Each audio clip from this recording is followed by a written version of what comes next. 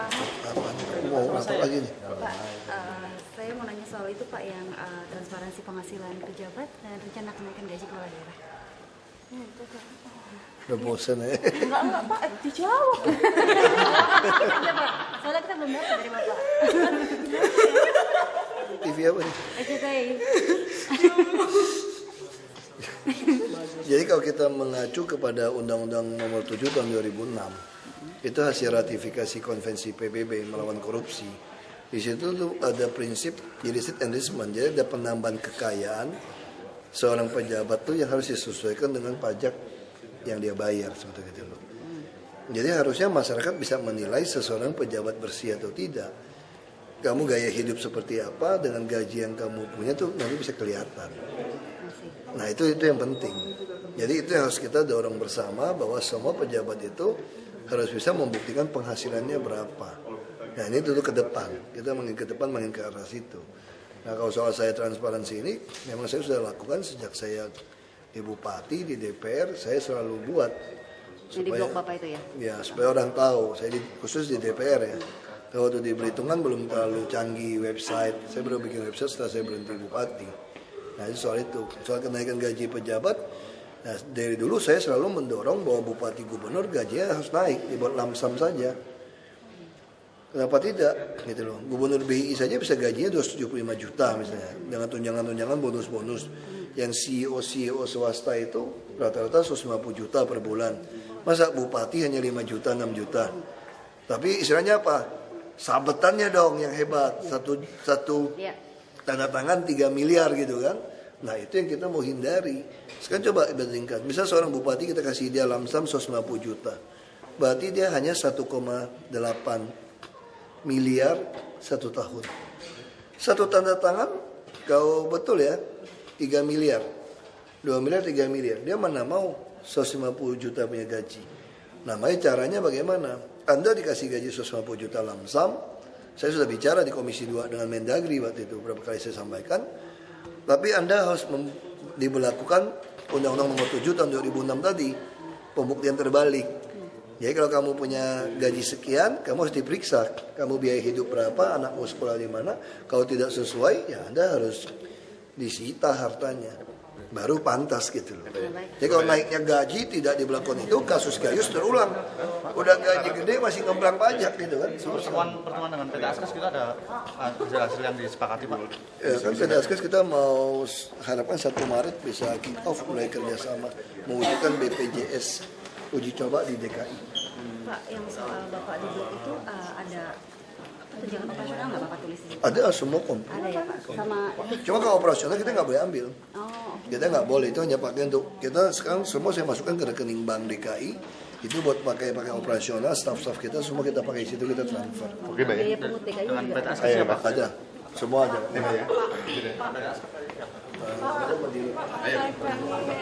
Nanti ya.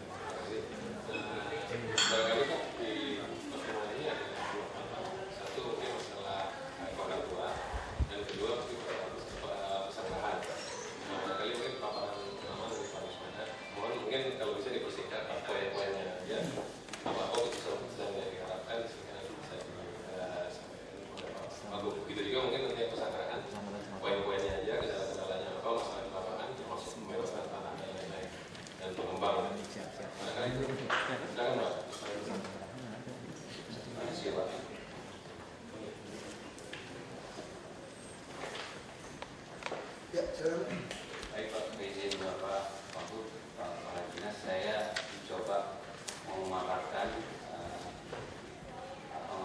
rencana BU pada tahun ini Pak. Kami dititipkan atau pakai anggaran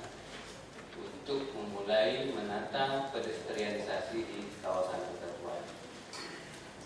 Nah, yang concern kami di sini, kalau persoalan membangun adalah perkara yang biasa, yang gampang. Tapi kita penekanan ini kita melihat pedestrianisasi ini bagian dari satu aspek dari pembangunan Kota Tua secara menyeluruh. Seperti yang kita mau lihat sini, kan butuh koordinasi dari rekan-rekan yang kemarin juga ditekankan untuk mulai mengembangkan Kota Tua ini, dan juga tentunya butuh dari dukungan dari para stakeholders di sana, stakeholders yang terutama pemilik-pemilik bangunan dalam rangka menata Kota Tua itu. Sebelum saya detail nanti persoalan teknis kemana bentuk pedestrian, saya mau coba barangkali ke arah mana Pak Kota Tua ini kita akan kembangkan. Mungkin kita coba mulai dari ini hal yang mengulang sudah kita pernah bayangkan pada tahun 2009 kita coba lagi dengan Bu Ella Pak Robert ini kan bernotaria lagi Pak. Nanti Bu Ella setuju. Kalau setuju bubar gitu. Nah ini Kota Tua. Kondisi saat ini kita lihat kondisi saat ini Kota Tua kita di daerah Jalan Tol pas masuk ya dari pintu selatan. Ya, seperti ini masih ada parkir, ada ini. Lanjut. Jadi saya hanya highlight aja kondisi saat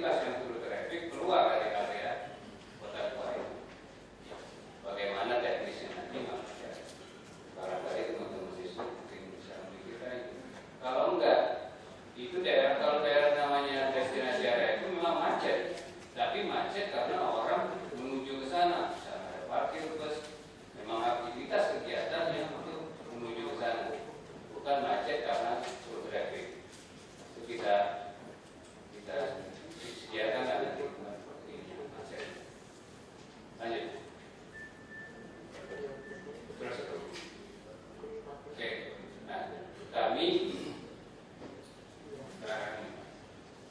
Satu contoh aja.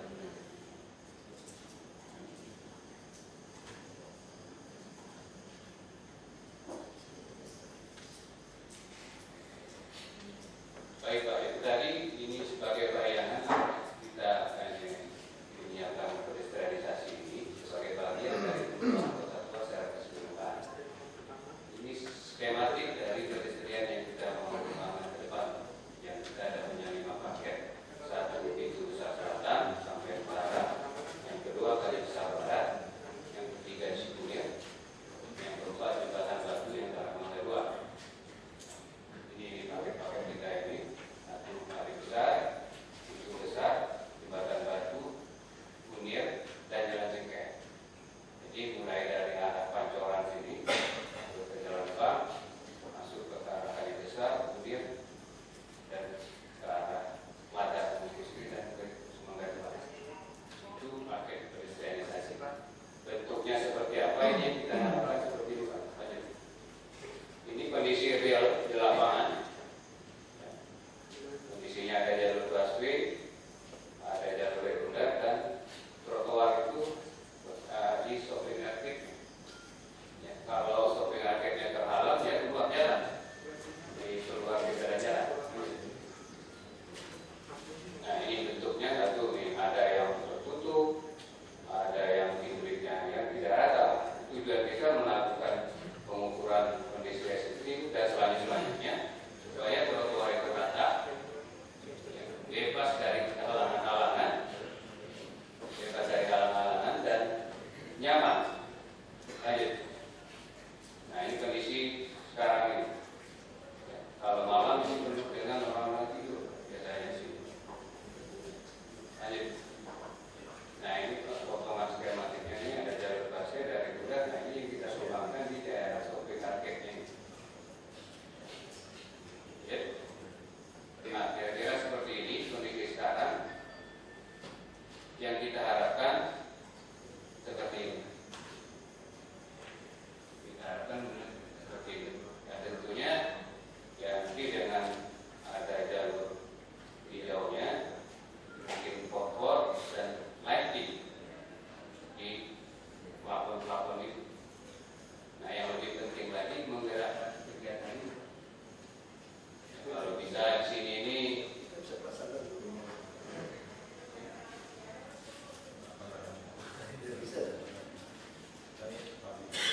ya, Jalan yang ada kan hanya jalan lighting kan, ya nanti ini tidak akhirnya orang ya. Bisa.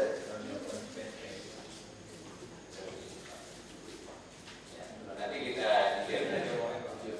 Nah, yang kita harapkan ini yang bangunan ini cuma saja kalau ini sudah ini atau barangkali dengan dibangunnya ini berbarengan selanjutnya menggerakkan ekonomi yang kalau menurut RT RW kan ini dikembangkan menjadi industri kreatif.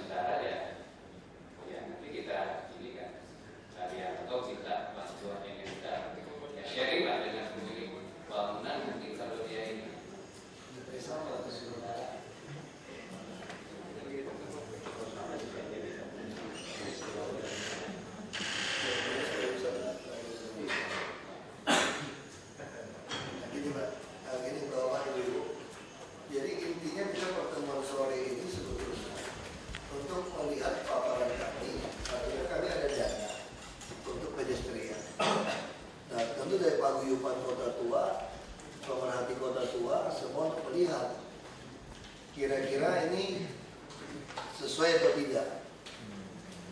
Nah tapi kan gambarnya bagus. Tadi saya tanya plafonnya siapa yang bikin? Karena dana PU kan hanya di bawah. Sekarang apakah bisa menggerakkan mereka supaya plafonnya pun sama rata? Nah kalau soal lampunya kan juga masih sama masing-masing itu. Dan nanti kami bisa kasih keistimewaan, misalnya nanti dia bisa pasang iklan LED misalnya sepanjang dinding di toko. Jadi si pemilik ini koridor bisa pasang iklan dengan LED atau dengan apa supaya terang kan, menarik kan kalau dia terus ya atau pakai layar punya yang muter-muter seperti yang vlog misalnya ini cuma ide. Tapi yang pasti dana untuk membuat seluruh master plan pasti tidak cukup. Dan minimal kami ada dana apa yang bisa kami lakukan dulu. Kita harap mutunya juga tidak rusak. Nah konsep ini setuju apa tidak? Kalau kita mulai dari pintu selatan ini, kita mulai dari ini. Nanti Bapak Ibu tinggal kasih komentar saja. Tapi kita inginnya SKPD-nya semua mesti kroyok bersama, bisa Buratna. Kita bicara tentang UKM, dan kaki lima bagaimana. Kita akan mulai penataan kota tua itu 2 miliar ya. Ada 2 miliar, ada 260 pedagang kaki lima yang ditata sampai dia punya tenda semua diatur. Dia mesti disiplin juga buang sampah segala macam ini seperti ini.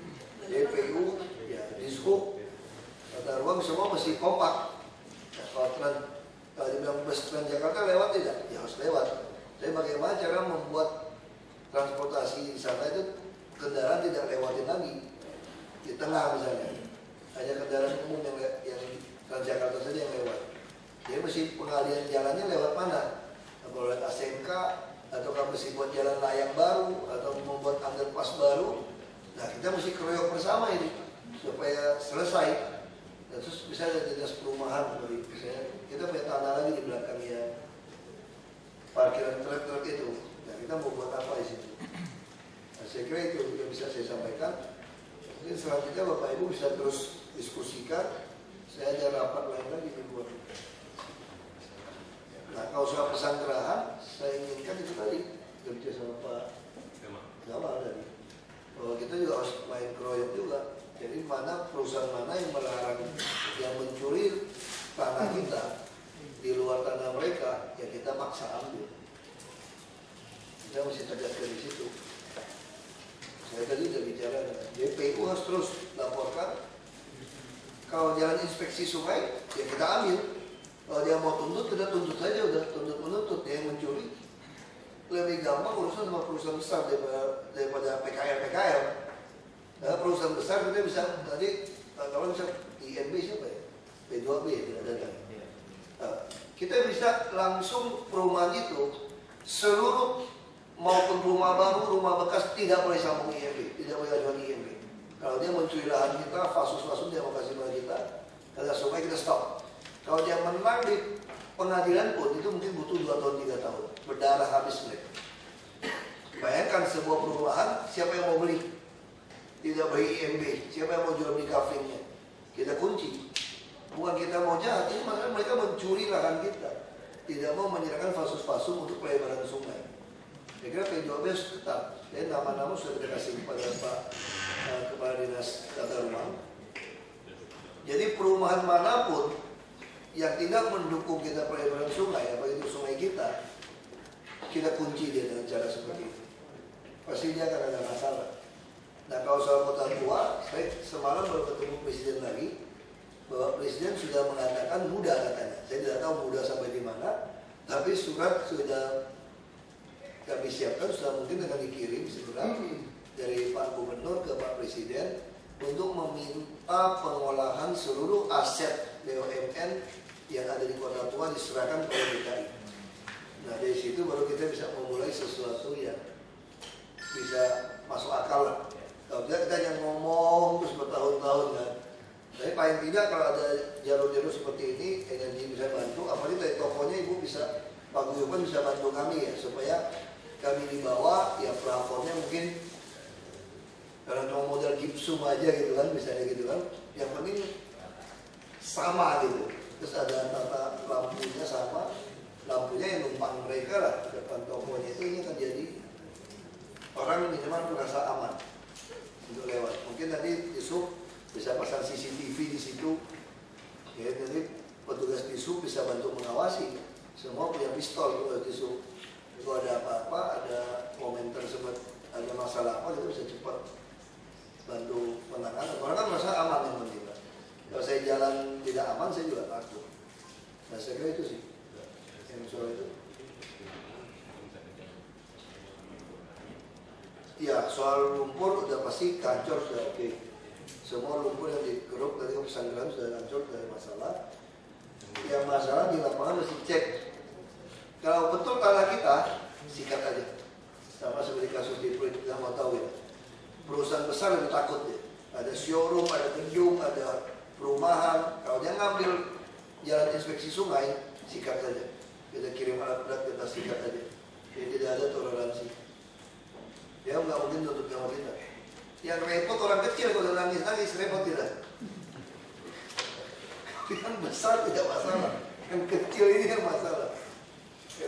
Yang tanah 800 meter persegi tapi rumah itu 450 rumah. Wah, itu kita repot. Ya, saya kira itu langsung aja ambil SKB langsung ya.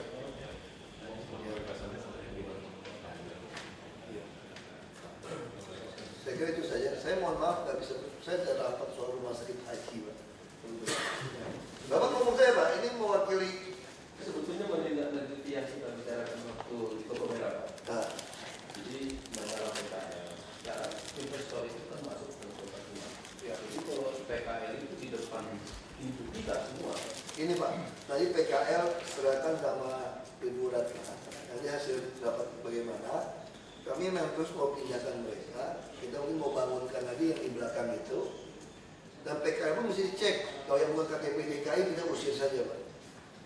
Kalau kita kasih semua, Pak, ini Jakarta datang semua, Pak. Apa itu Pak Gubernur baik hati lagi, semua dikasih semua. Jadi, ya, yang buat KTP DKI singkirkan. Bukan kita mau jahat gitu ya. Orang Jakarta saja belum makan kok. Kamu mau makan gimana? Itu sih Pak. Dapat sampaikan saja diskusi ini. Waktu juga pendek Pak. Saya mohon maaf ya.